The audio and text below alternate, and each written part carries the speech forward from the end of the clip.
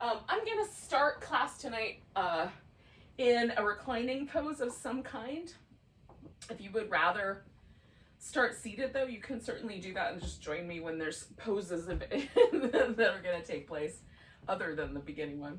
I'm going to do this reclining fish where I put something under my upper back so I get that kind of fish shape, but I don't have to do any extra effort to hold that fish shape. Because that's my jam these days. This is a yin-yang class, which means that we're going to kind of embrace both of these qualities. The yin quality of being very quiet, very relaxed, hanging out for a while, and then some of the more fluid, dynamic movement of yang. Mostly the yang is going to kind of take place in between little sections, and then near the end we'll do a little more dynamic practice. So we're going to start with some reclining things, some seated things, and then we'll do some things that involve a little bit more movement. So if that gives you a trajectory of how you might want to begin, hopefully. And you can do whatever you like with your legs. I am going to leave my legs out straight, so it really is kind of coming into that fish shape, this back bending quality. The fish pose, if you're not familiar with it, you kind of hoist yourself up with your core, kind of landing on the elbows and the top of the head. So that's the really active version. This, of course, is the passive version. But you could do a butterfly with your legs if you want to have a little more action in the hip. Or you could have the feet resting on the floor if you want a little less action around your lower back. You can also do less suspension, like I'm up about 4 inches on this pillow, but if you had just a folded blanket under your upper back, you would have a little lower profile. A yoga block could be useful, and you may want your head to fall back or stay level. So just experiment with your starting point here. And always when a pose that I'm going to sink into, I start, pause for a second, see what it feels like, and then make a little adjustments. And at some point, I'm going to surrender everything, but only when I feel like I'm steady, stable, and there's a sense of sort of well-being associated with that pose. So if I feel off kilter or unstable, I'm going to readjust the pose. If it feels crummy, there's any sort of like gathering of tension or stress in the body, I'm going to readjust the pose. I want it to feel nice and smooth and easygoing. The word in Sanskrit is sukha, which is sort of like the root word to this sugar, or to nurture. So it should feel nurturing. It should feel sweet. And then, this is my notion about it anyway, and then steady. Sthiram is the Sanskrit word for that. So steady, stable. There are exceptions to that rule. We do some poses intentionally to throw ourselves off balance, but for the most part, we're in a practice of aiming for balance, of aiming for steadiness. So, one of the things that's cool to me about a pose like this is that there's a kind of interesting distribution of the weight of the body over the floor and the props. There's this kind of archway that's made with my lower back. So there's a structure that's being created from the pose. So there's a certain aesthetic to that, a kind of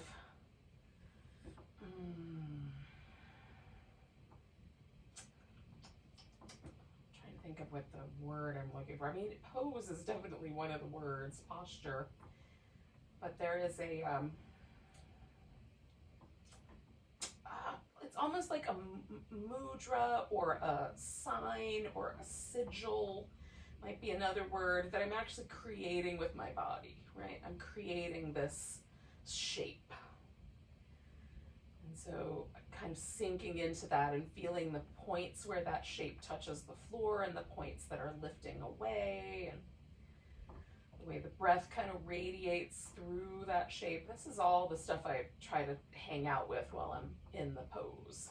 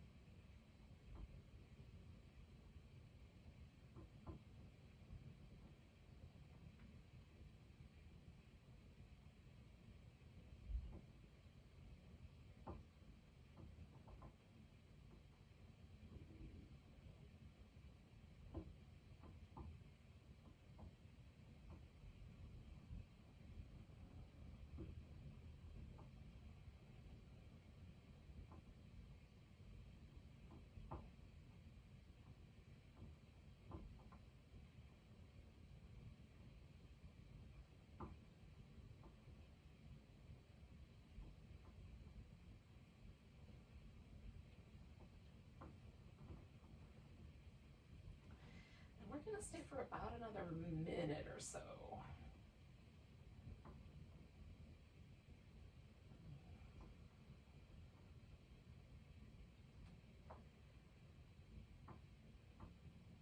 Let's take a moment and just become aware of anything that feels, if there is anything that feels like there's sort of stagnancy or any sort of urge to move or wiggle. You may have been giving into that all along, which is fine.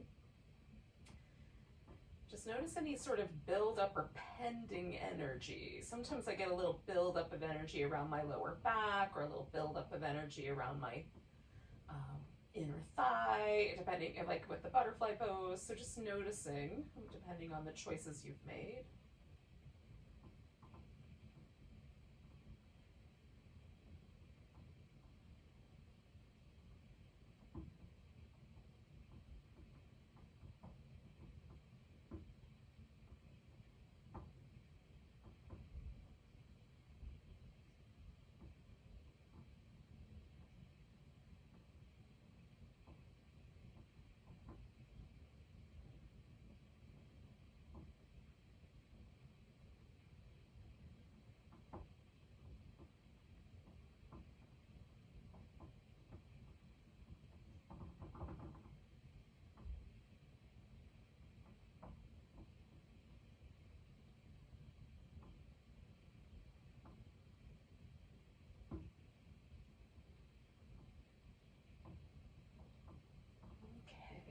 Now, it's like wherever this little buildup of energy points might be, those are the points that you may decide to move first. So for me, it's just slightly on the inner edge of my knee, and there's a little kind of interesting buildup of energy around my collarbones.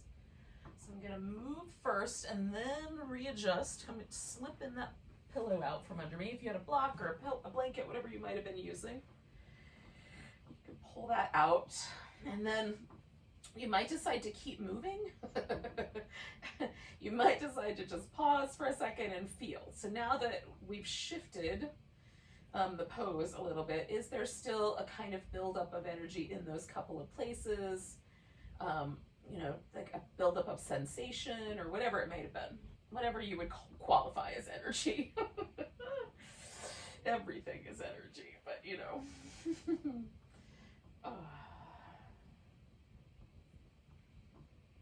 Alright, now we're going to take this into a twist, but before we get there, you might just kind of experiment with like how much twist is the right amount of twist. For you, a twist might mean just allowing the legs to kind of hang out in like an external internal rotation setup, right? It might involve your spine. It normally involves the spine, but we're all a little different. Things might be good for one person, not so good for the other. For me, the lower portion of my back, this lumbar part, is not particularly super fond of twisting. It twists around, I don't know, a few degrees, less than 10.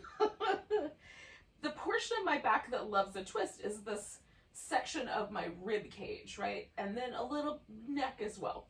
But that rib cage section, so in order to not bully my low back and get the rib cage to do the majority of the twist, I often utilize props. So I'm gonna take a pillow, sort of settle that in so my legs can rest on the pillow. That takes a little bit of the pressure out of my lower back, as it puts a little support there, and then just puts the twist a little more up toward the middle of my back. So for me, that's a more comfortable way to go about twisting. You can, of course, do something else, like an alternative to the twist might be laying on your side and reaching down with this hand that's up on the top for the foot on the bottom, right? So you have a little, there's a little kind of opening in the shoulder, there's a little opening around the hip, but you're not doing things to your spine that feel, make it grouchy. Again, we're looking for what is the stable place and how can I make this feel like it's nourishing me? It's giving me a sense of well-being. And then we'll hang out for a little bit. So we'll stay with this guy for maybe around 3 minutes or so. Somewhere in that neighborhood. Between 3 and 4.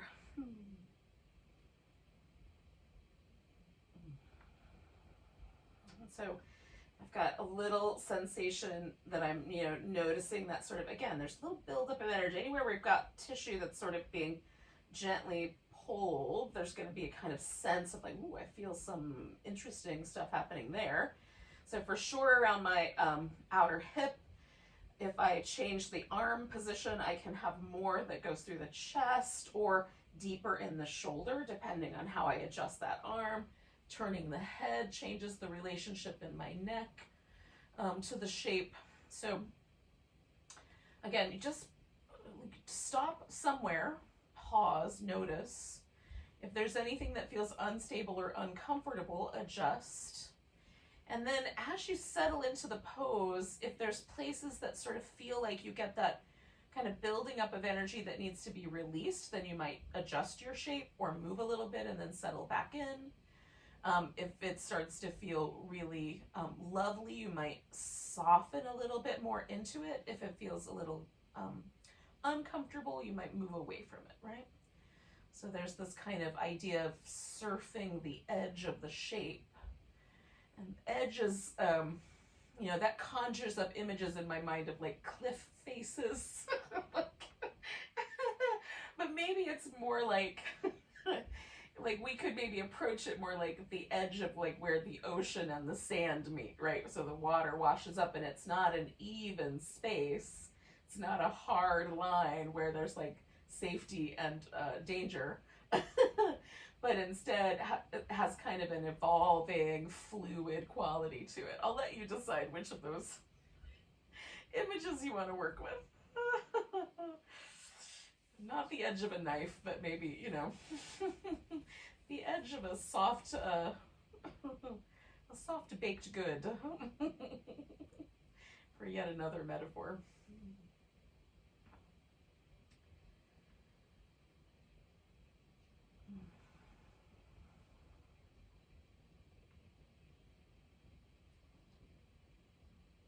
I also find it interesting just to notice, like when a word is used, like the word edge, what images come to my mind. So if the word twist or the word, like the name of a pose, what are the sort of images that are conjured or ideas that are conjured up for you?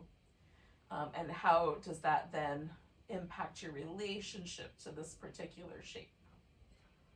It's an interesting thing to explore. So we're just in our last few little bits of time here.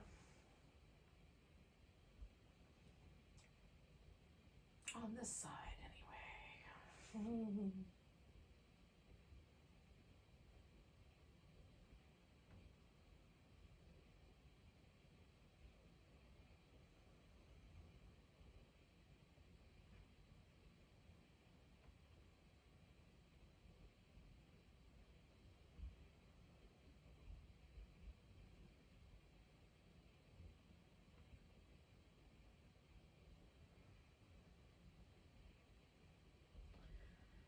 So I'm going to do 2 more breaths.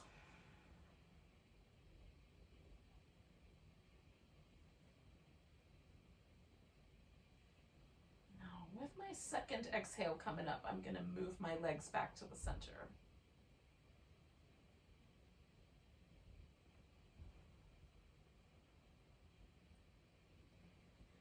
And again, you might just pause. You might feel like you want to move any areas that felt like there was a little bit of building tension or building energy. Building sensitivity might be another word to use. What conjures up in your mind when I say energy?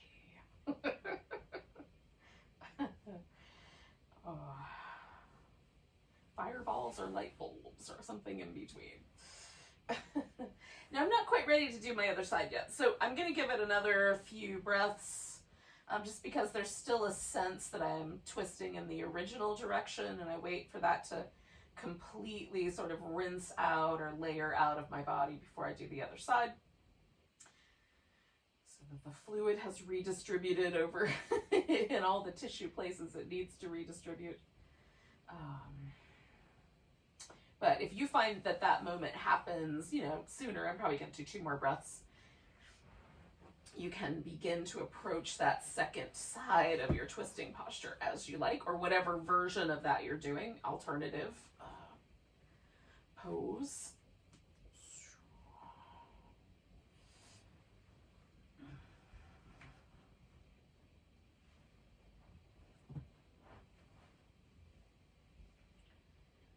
And again, we're looking to find that kind of sense of stability, like everything is super stable.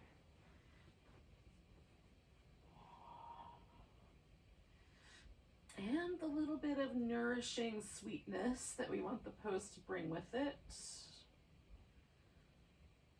And whatever kind of adjustments you need to make, go ahead and make those. Even if it doesn't feel symmetrical, like one side is quite likely different than the other side. It may not be radically different, but it's rare for human beings to be fully symmetrical in terms of the stress or the pressure that's put on our skeleton and our tissue. Those are almost always asymmetrical occurrences. So poses don't have to be done exactly the same on both sides. We can address some of that asymmetry by choosing slightly different options.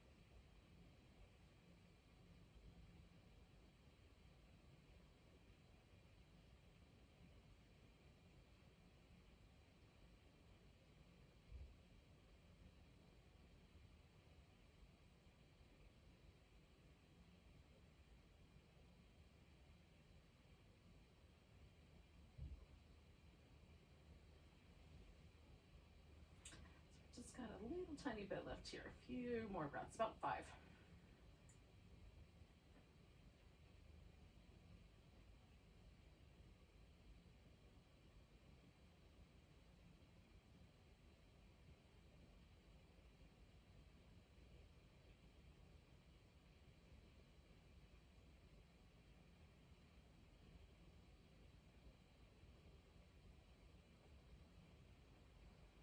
So I'm going to take one more breath.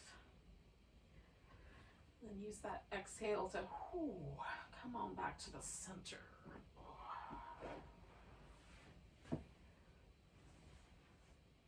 And again, just pausing for a moment. Maybe there's some movement that would feel nice. There might be just something that you intuitively know you should do right now. Do those things. We're going to come to a seated position within the next minute or so, if that's a helpful timeline.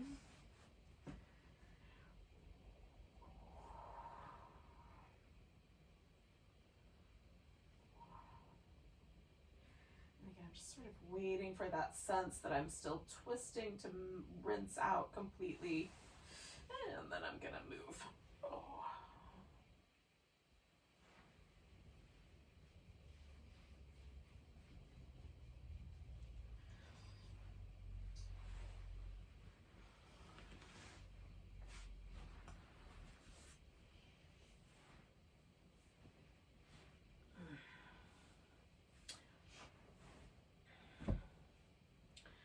So before we get into some additional kind of longer poses, I'm gonna do some little seated cat shapes and some little neck and shoulder things. So if it would be helpful, sit up on the edge of a blanket or a pillow so that there's a little bit more ease and some stability with the legs so that that feels doable.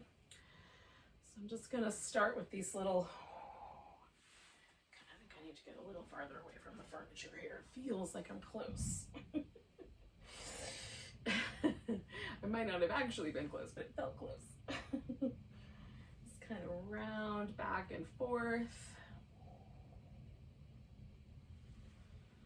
Then I'm going to sort of add a circle to that.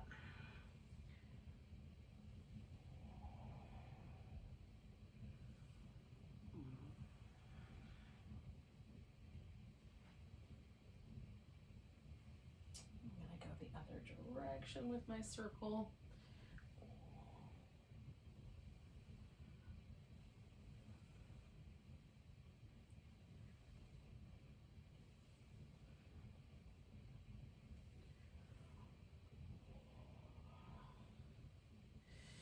Back to just the two little tilt and tuck shapes. And let that kind of slowly come back to a more sort of stable upright shape.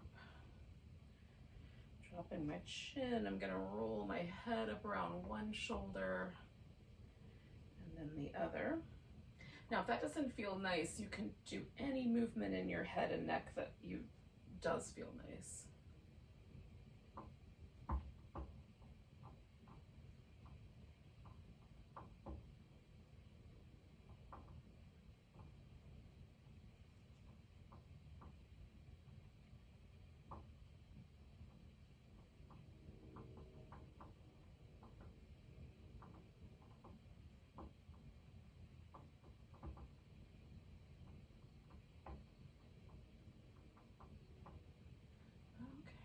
Come back to the center, float my head back up. Now, I'm going to do this little massage of this area right kind of in the back. So where the neck vertebrae are, the skull meets the neck, and then the two little ridges that come down. There's an area on either side of the spine that is called the pool of wind in Chinese medicine. And it's that little pool of wind that I'm gonna massage. This is, in terms of the sort of modern notions of things, this is a vagus nerve massage. It sort of massages the area where the vagus nerve comes out of the brain, or at least the area that's sensitive to that, or surrounding nerve areas. In the Chinese way of thinking, this is an area where we can get stagnant energy, stagnant qi.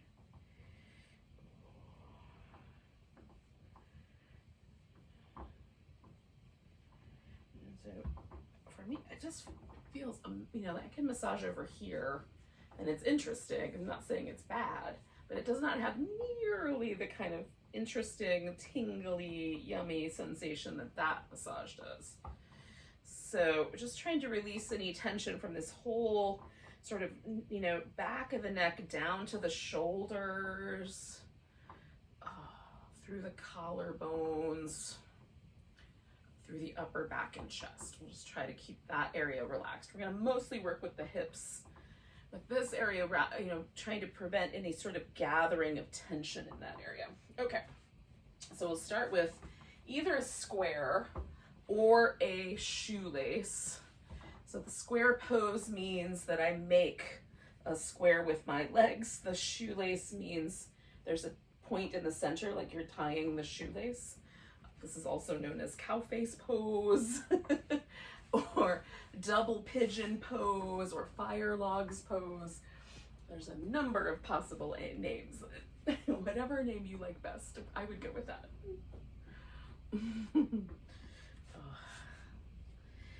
Now, there's possibility for leaning forward, there's a possibility for sitting upright, there's a possibility for a side stretch, or even a twist.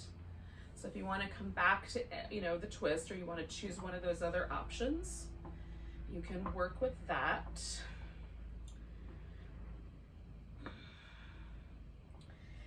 Like, intuitively for me, what's feeling really nice is leaning forward slightly and slightly to the one side. So this is my left leg that's up on top, so I'm leaning slightly to my right. So there's a little bit more length down the left side of my lower back.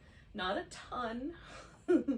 Again, I'm kind of surfing the edge of the water there, just right up on the edge of the sand. So just enough that there's a kind of nice, wholesome, nutrient dense, nurturing is the word I was looking for, quality to that, the way that stretch feels. It should feel like it's taking away a burden rather than adding a burden to my lower back. And then utilizing the breath, because for me, when I lean forward, the breath will naturally find home in the back.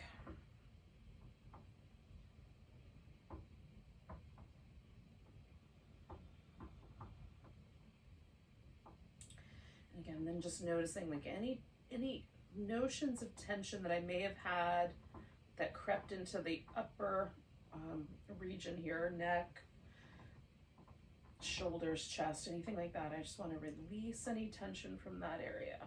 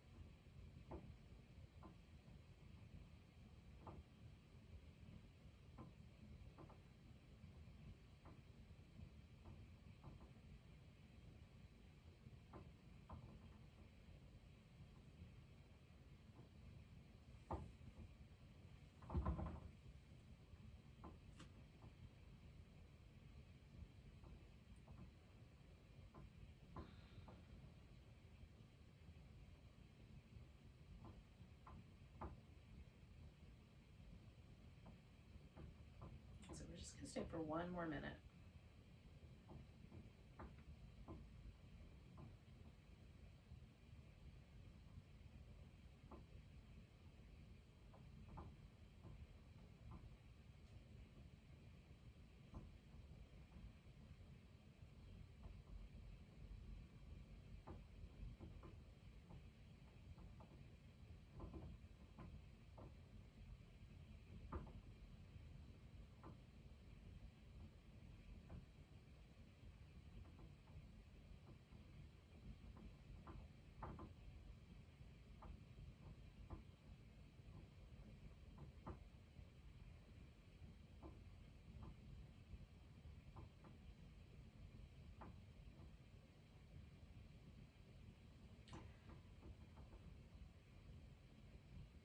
Become aware of the breath again.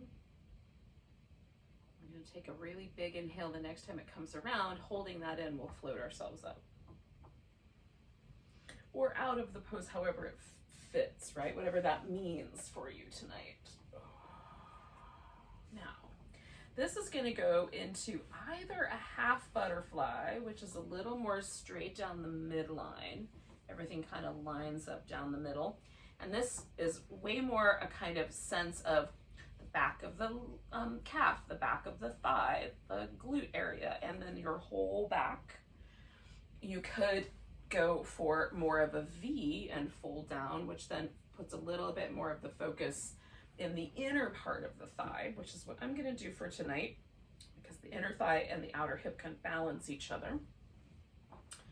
But you can do the other, like if it feels more nurturing to you to work with just your hamstrings, good for that tonight. There's a benefit to both options. And again, sort of finding my way into the shape in a way that feels harmonious.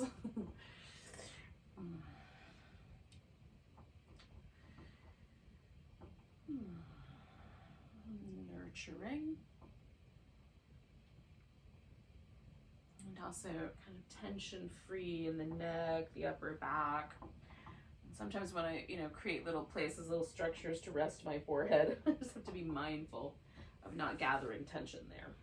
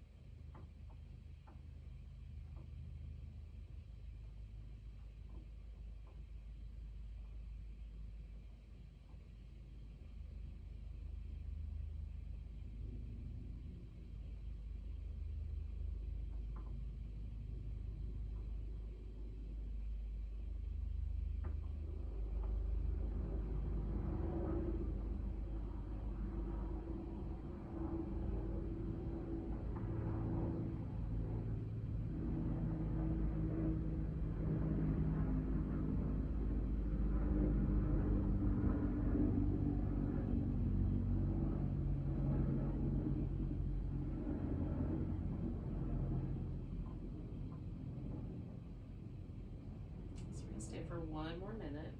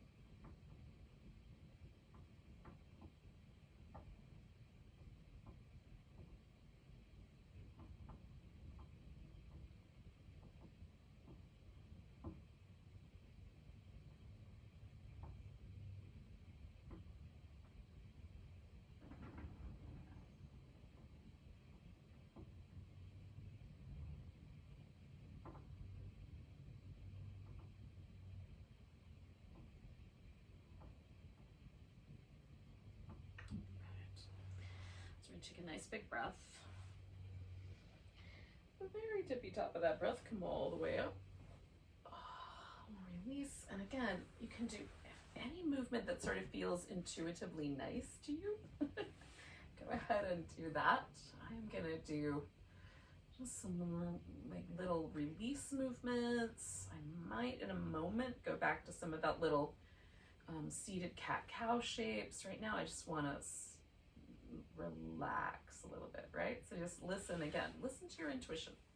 What is it telling you you should do?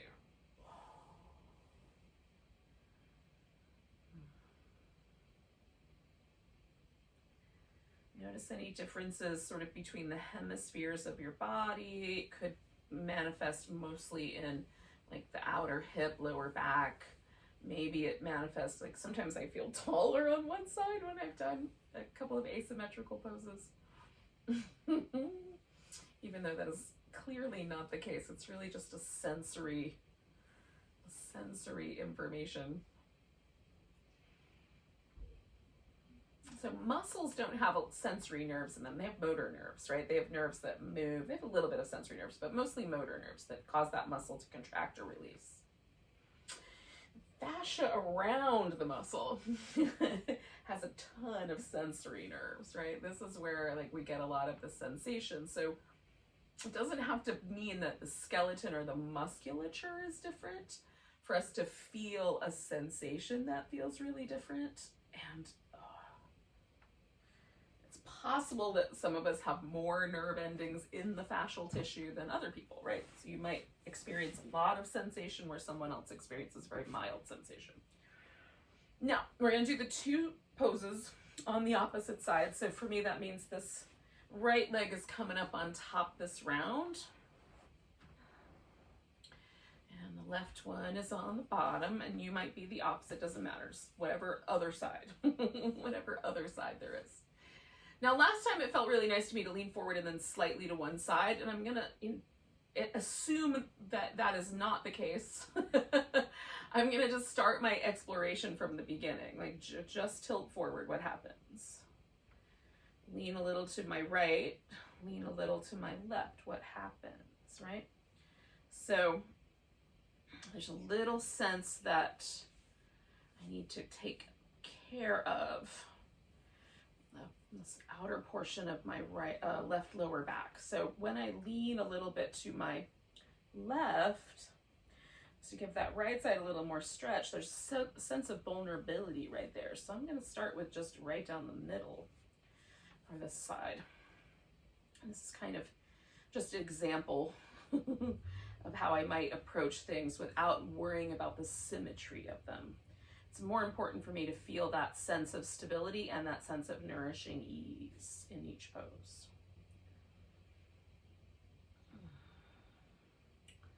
Relaxing through this whole kind of pool of wind, down through both arms, down through the chest and upper back.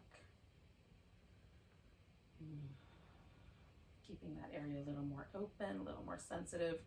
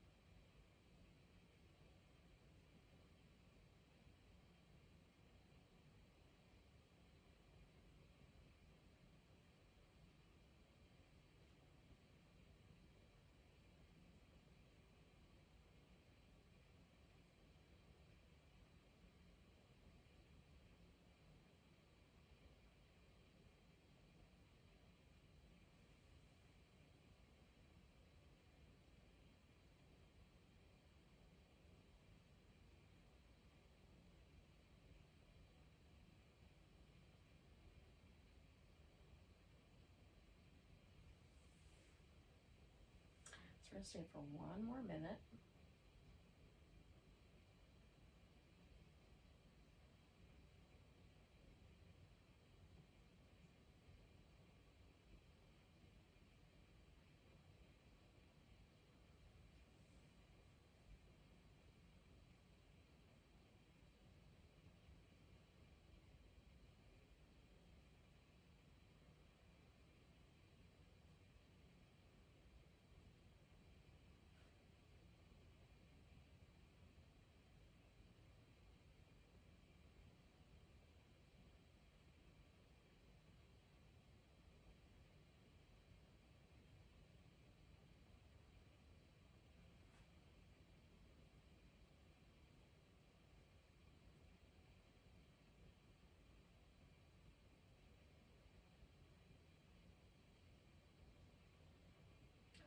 Take a big breath. At the tippy top of that breath will come out. Take that top leg off. And again, you'll do whichever version you care to do, whether it's more of a half dragonfly or more of the half butterfly. Notice if you have a preference just based on those names. Sometimes that comes up.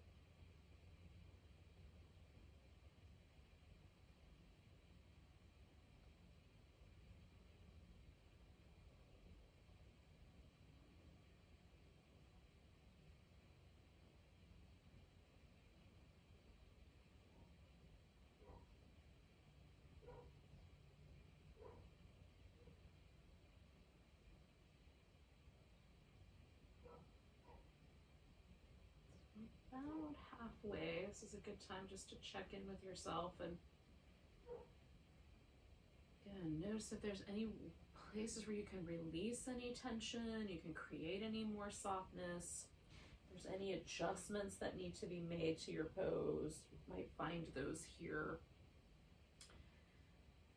And then let yourself come back to a kind of nice, easy stillness.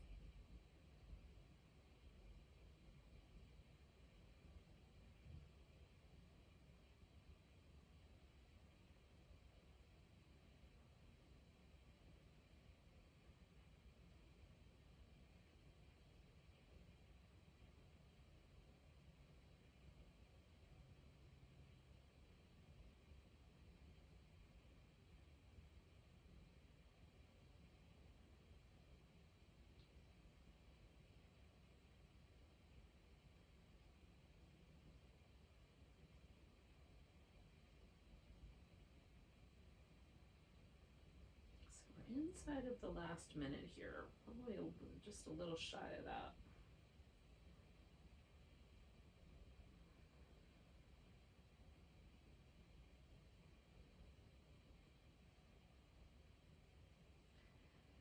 And about 2-3 more breaths probably.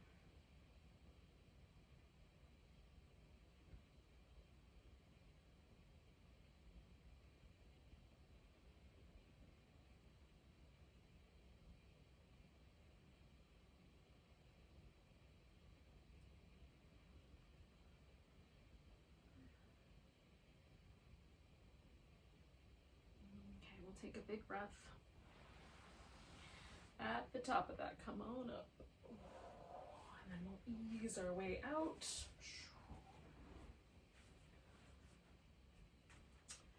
Now again, we'll just take a moment to sort of release any tension. Do any little intuitive movements. We're gonna do a little flowing sequence, mostly on the knees. So if you like, you can have like a softer surface put down underneath your knees. I'm gonna do that with this blanket. The main thing with any blanket under the knees is you just need to smooth out any wrinkles, because if there's a wrinkle, it will be worse.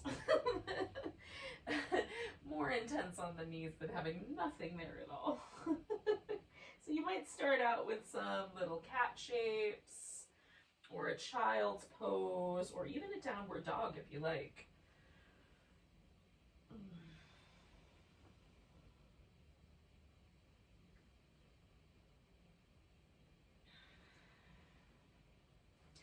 So I'm going to bring my right leg forward, and then I'm going to turn a little bit on this left one so that it's almost more of a warrior 2 kind of hip than a warrior 1 kind of hip, or a lunge kind of hip. So my torso kind of faces this diagonal, and essentially I'm just going to flow in and out of this shape. So there's a little bit like a bowing, and then a little more stability. And then this little bowing shape. I'm going to do that a couple more times.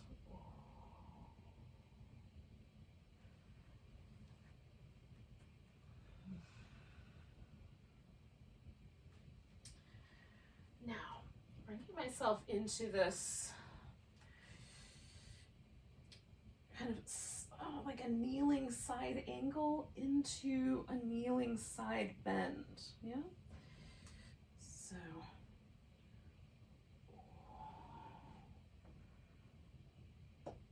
oh, that was an interesting sound. What's happening, right hip? Oh, one more.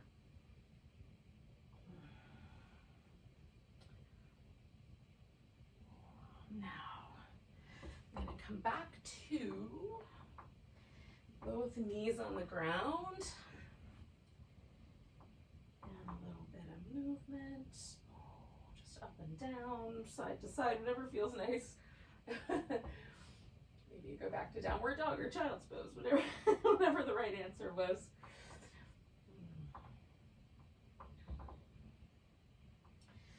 And then I'm going to do the same thing, but on this other side. So I'm going to bring the left leg up and orient the hips a little on that side, more sideways angle. And then I'm going to come into and out of that, just with the legs to begin with. A kind of bowing quality on the straightening leg, and a little more lift on the other. Not much of a lift, but a little bit.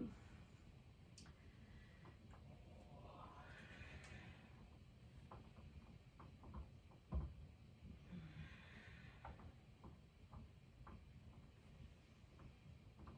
right, I'm gonna do one more little bow there, and then find my little kneeling side angle,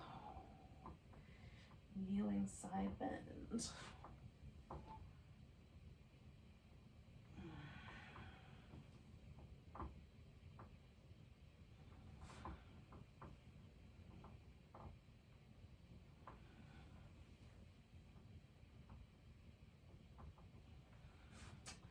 I'm not sure why I'm attracted to this movement pattern, but it's it's been a favorite today.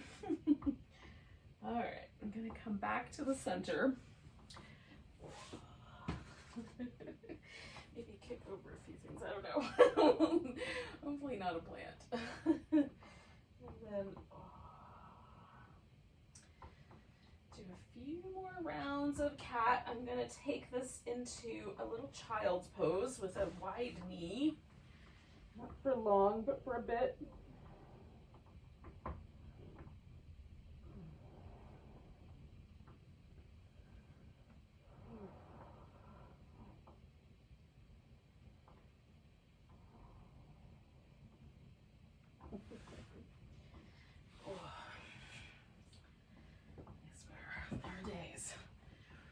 like I could just melt into that pose.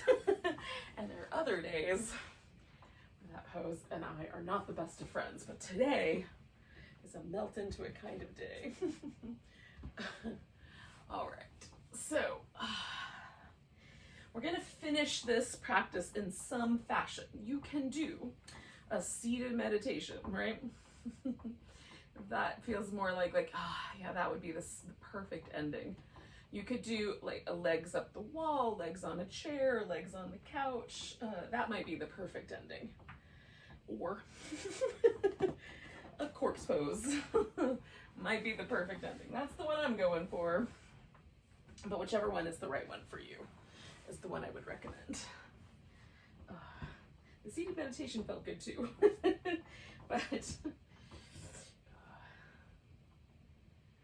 definitely up for some corpse pose tonight. Now, sometimes it feels really nice to cover with a blanket. If it's warm at your house, you might not need to take that step, or you might need extra steps like socks and a blanket if it's a little more chilly where you live.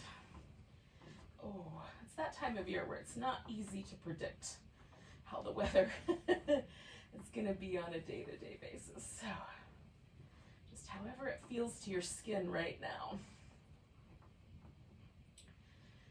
Oh.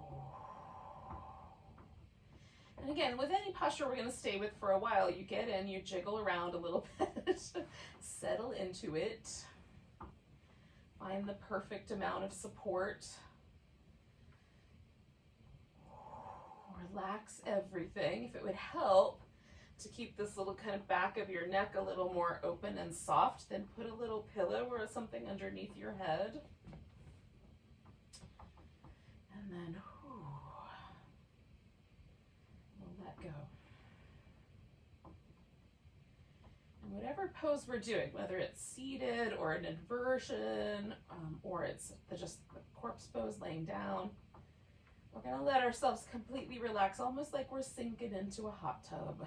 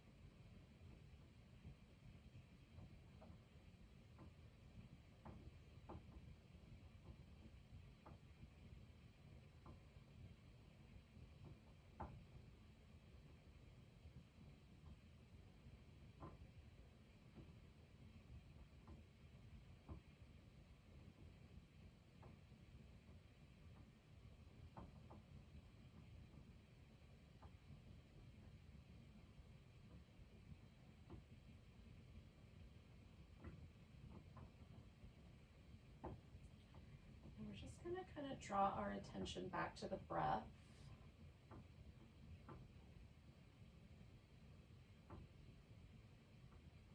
just noticing the sort of rhythm that the breath has in the body, the sort of sense of ebb and flow.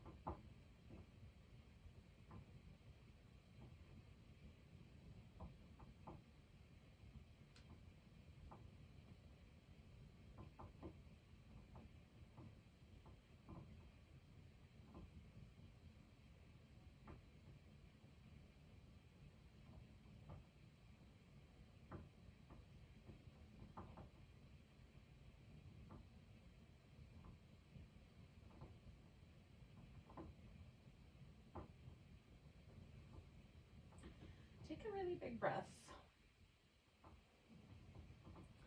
Let it go with a sigh. You can give your fingers and toes a little movement and jiggle, some wrist and ankle action here. A nice long stretch.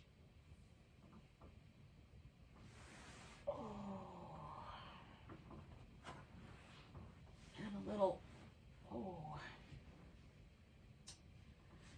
back and forth. Or hug yourself and give yourself a little happy baby, or whatever feels nice. It's kind of a pattern towards sitting up. And then when you're ready to sit up, you can make your way there.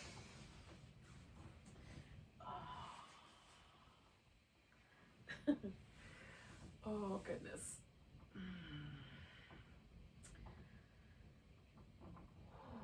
So thanks for joining me for this little yin-yang practice.